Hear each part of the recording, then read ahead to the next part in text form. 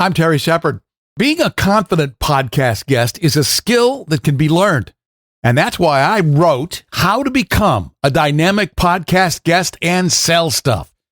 It's a sweet and short primer that teaches you about the gear, the appearance, and the messaging that can grab and hold today's micro attention spans and motivate your listeners to take action. How to Become a Dynamic Podcast Guest and Sell Stuff. The digital version is just $1.99 at Amazon. Grab your copy today and sell more books tomorrow. In Conversation with Terry Shepard, award-winning broadcaster, narrator, and author. A deep dive into the writer's craft with the artists and support systems who create the stories we love. There are stories that whisper and stories that kick the door off its hinges. Anonymous Jane does the latter. Today's conversation brings together novelist Luke Preston, who has written as Jack Quade, and director Alice Waddington, two artists approaching the same explosive story from very different creative worlds. At its center is Jane, a non-traditional spy, but a weapon, a fixer, the person called when diplomacy fails. For 15 years, she has worked in the shadows. Then, in one devastating moment, she learns she is both pregnant and terminally ill. Suddenly, the mission becomes about survival, redemption, and one final gamble that could change everything. Alice Waddington brings to the material a striking visual imagination, blending the surreal with the deeply human. Luke Preston brings the grit, speed, and urgency of hard-edged crime fiction. Together, they face the central challenge of adaptation, turning a story that moves like a bullet on the page into something just as visceral on the screen. Luke Preston and Alice Waddington, it's great to have you here. Thanks for the conversation. Thank you so much. It's wonderful to be here today and really fun. Anonymous Jane feels both classic and completely modern. Luke, what was the original spark that brought Jane to existence? Oh, I was watching a whole bunch of James Bond movies, and I thought there was never any personal link between the story and the character. So obviously, there's some characters that change over the course of the movie, and then there's other characters that change the world around them. Bond is a character that changes the world around him. He rocks up, solves a problem, leaves, and he's basically the same guy at the beginning as he was at the end, and that's cool. It made 24 of those things, but I wanted to do what was I going to do if I was going to do a spy film. And this is the attitude. It has to be personally affecting to the character. And because otherwise, for me, I don't know if anyone's moral compass is that strong that they're going to do the things that James Bond does or Ethan Hunt, like hanging off the side of a building just to stop 100 people dying over here. So I thought, what would get you over the line of that? It would be something that was personally attached, which is like an unborn child or something like that, or your own longevity. And so, yeah, that was the original take on that. Alice, when you first encountered the novel, what immediately told you this has to be a film? The propulsion of it, for sure. I'm a huge fan of, obviously, Bond, Mission Impossible, all of the bigger franchises. But the idea of starting an independent franchise centered around a female protagonist who was both deeply capable and deeply wounded was such a hilarious and tender perspective, and I was just excited about it. Then I met Luke via Neotex, who are the editors of the book in Los Angeles, and we just hit it off right away. We all love the same satire and the same drama sources, and I told him I would love to inject even more humor and heightened stakes into this. And I told him that I loved The Nice Guys and that I loved a lot of 70s Hong Kong cinema for the action and the kind of the character humor. And we just got along like a house on fire, and we just kicked it off. Luke, one of the things that fascinates me about you is your influences range from AC/DC to Johnny Cash and writers like one of my favorites, Raymond Chandler. How do these voices show up in Anonymous Jane? I think attitude. I think it's mostly the attitude in that particular story. Actually, all those three that you just mentioned have got a certain degree of humor in them. Chandler's very funny. Johnny Cash has got a great sense of humor. It was mostly the attitude and that kind of the cockiness of laughing in the face of danger.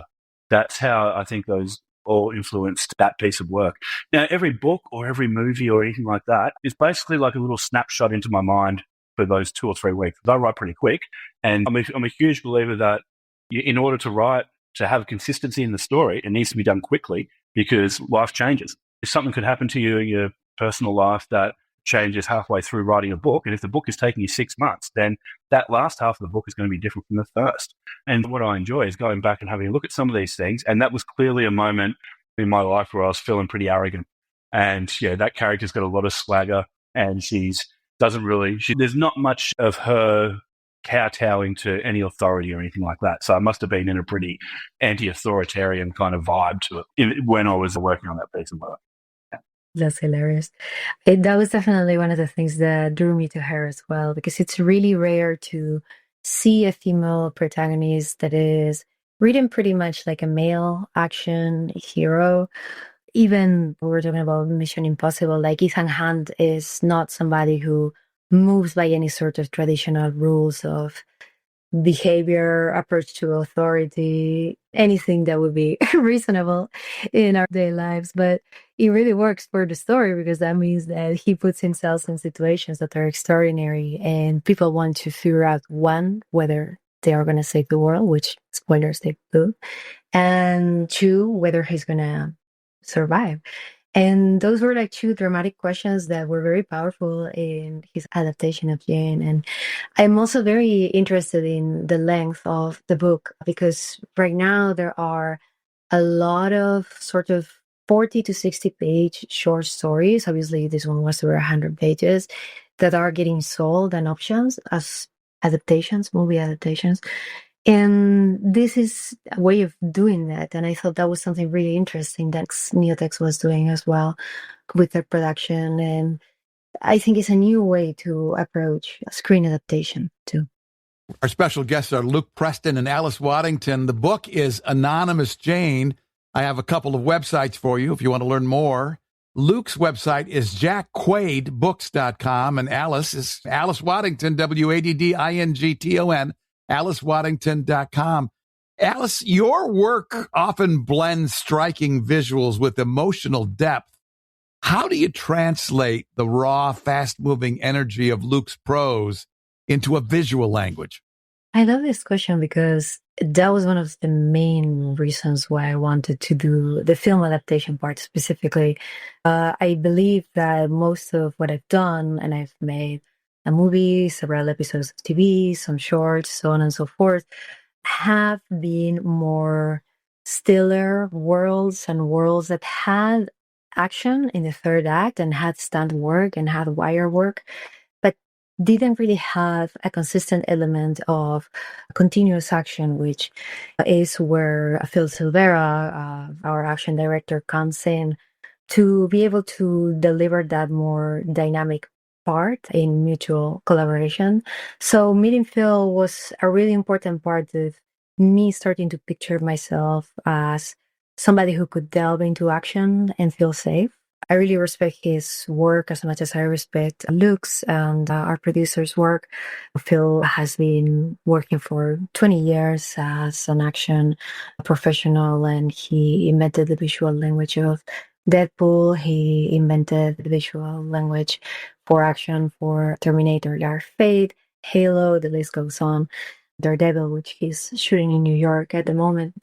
So to me, I started to see action not just as a fan, as a spectator, like I had my whole entire life since I was a kid, because I do martial arts, but also as a creator. And I felt when I look at movies like John Wick 4, for example, which has some of the most beautiful costume design that I've ever seen by Paco Delgado, who is a fellow Spaniard, I see a really fascinating opportunity to play with texture, to play with the typical black skin-tight catsuit that you imagine when you think female action hero in a movie like this, and gifted with more of an Alexander McQueen kind of dark energy with a sort of Galliano approach to more eccentric shapings and materials and fabrics.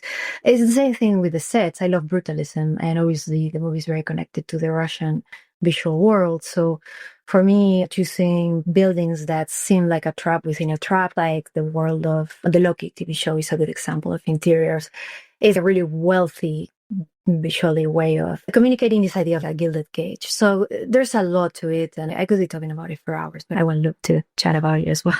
This is what I love about you two. Luke, you both come from very different creative paths. Where do you find your sensibilities overlap? Oh, that's interesting. I think it'd be in the things that we like and the values we have, for sure. I think when you start to work with somebody, what you like matters. And and what you like, you resonate with is because you've got the similar values to that project or to what that story is telling. And it matters. If you don't like the same films as the people you're working with, you probably shouldn't be working with them.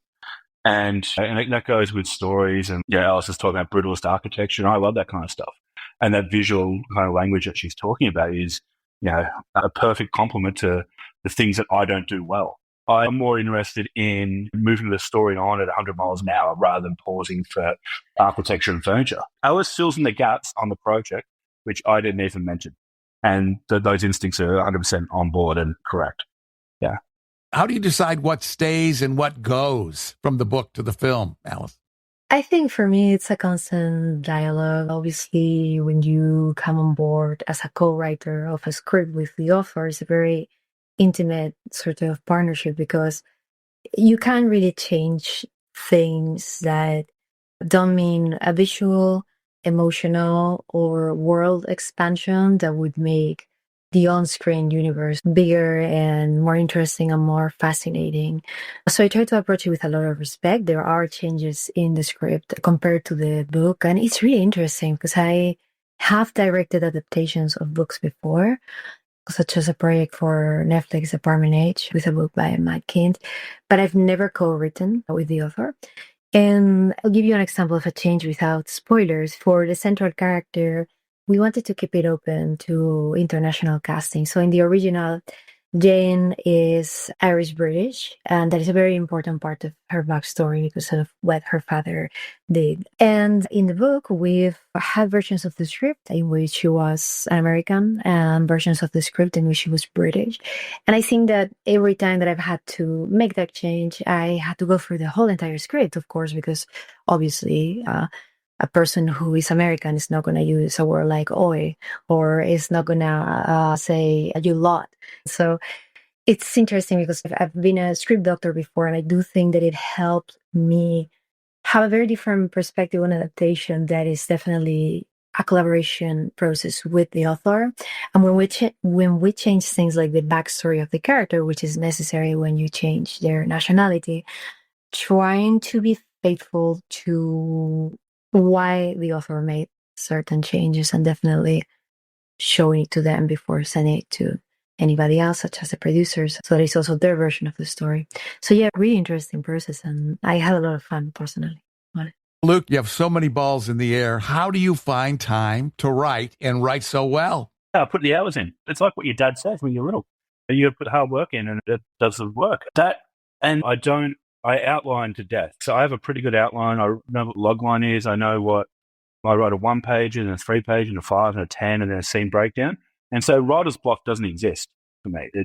I know what all those stages are. I'm not sitting down at a blank page looking at scene 1, act 1, and what the fuck happens? I don't know. That's an anxiety attack for me. I can't do that. Yeah, everything's outlined. And then because if you write, say, 2,000 or 3,000 words a day, it adds up. The screenplay is only about 18 to 20. Yeah, when I used to teach, I used to be pretty hard on my students because they'll complain about writing 1 movie a year. And I'm writing 10. And it's like, and I'm your competition. So, yeah. You're talking 120 pages for a movie script versus 70,000 for a novel. Yep. That's why I don't write novels that much anymore. Alice, take me through the process. I'm fascinated by the process of filmmaking. From the time you get an idea, what are the steps that happen between that and what we see on the screen? In this case, obviously the idea was there, the novel was there. And again, we've talked about the process of making any changes. But for me, in general, in abstract, as a director, when I'm not working on this, I like to do something similar, only I am not an outliner. I like to write myself into corners. Greta Gerwig has spoken about doing this as well with Barbie, for example. You will start writing, you have a basic idea, and instead of going to the outline and then breaking it into the scene breakdown and so on and so forth, you have 5 or 6 scenes different from each other that show peak character moments. Again, this is don't try this at home, please outline. But I'm just saying the way that it's worked for me is that, for example, in a horror movie, I know that the beginning is going to be probably happy and welcoming and the real normal world. And I know that the ending is probably going to be some crazy shit, right? And it's probably going to be like the worst thing that has ever happened. So I like to have those two sequences fully fleshed out, written down with dialogue, emotional tracking, everything that you may need. And then once I have that figured out, I do try to write hopefully the midpoint, the turning point of the story, some people may call it.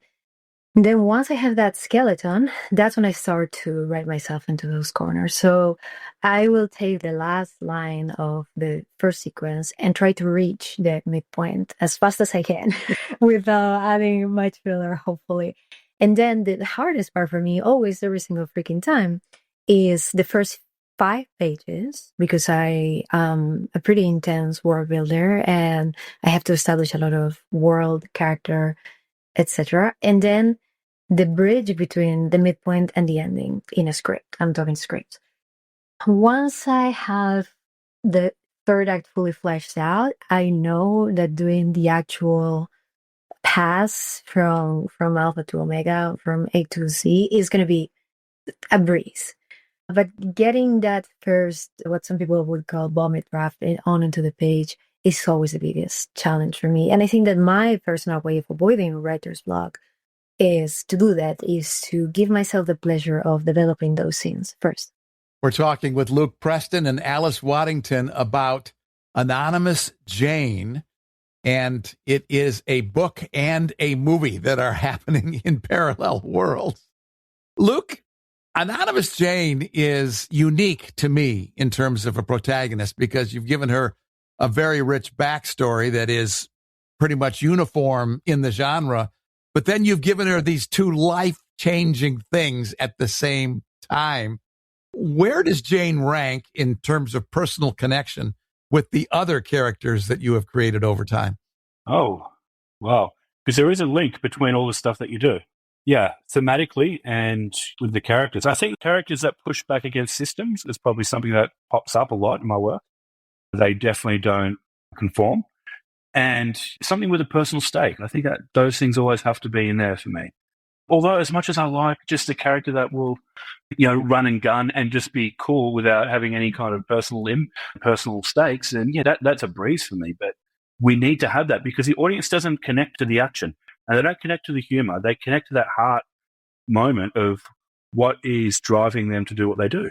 And that's what gets them through the 120 pages of shoot and boom or whatever. It needs to be an emotional connection that the audience can empathize with.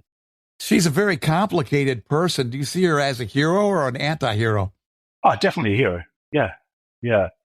Absolutely for me. It's not, because people do, it's not what they say or how they behave, it's what they do. And she does the heroic things. Yeah, the anti-hero kind of thing for me is, I don't know, it's an old, I think the world's very, very complicated. And you look at someone like Jack Bauer, that character is hands down a hero, but he does bad things for good reasons. And that's where the grey and the conflict comes. I don't know if we're pushing more forward into black and white characters like the old school Star Wars, good versus bad, or the Westerns like that, moving forward, or if it's going to be a bit more grey. We've had 20 years of grey, so maybe it's going to swing back. Like Bourne and all those post 9/11 stories were very much in the grey. Alice, how do you approach action in a way that feels grounded in character rather than in spectacle? Action every single time has to come from character. And You can really see this well in his work. No part of it is for spectacle. The spectacle comes from the inner rage that these characters are feeling and expressing with their bodies.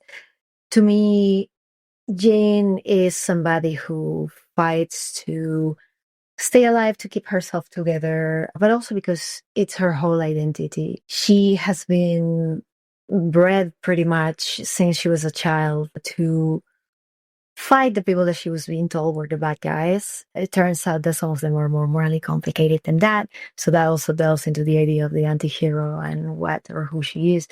But she does fight like she's duct taped together, and her body is definitely coming apart in many ways. She's not just losing her identity, she's also losing control over her body and her mind.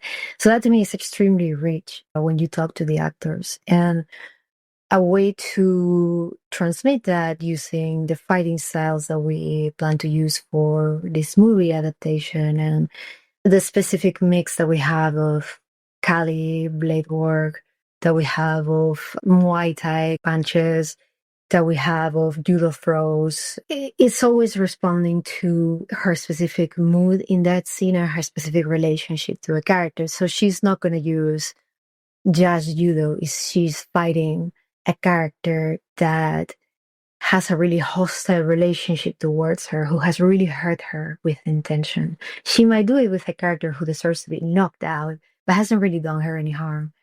So that is a principle that we try to keep in mind for her. And it's not that she's a Batman type of character that doesn't want to kill, because she definitely kills a lot of people in this movie, and in this book.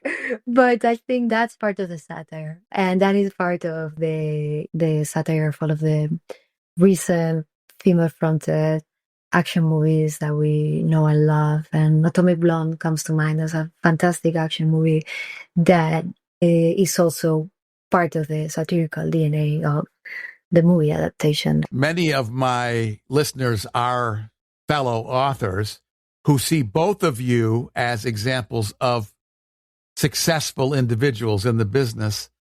Luke, what advice would you have for those of us who want to grow up to be just like you? Oh, never give up.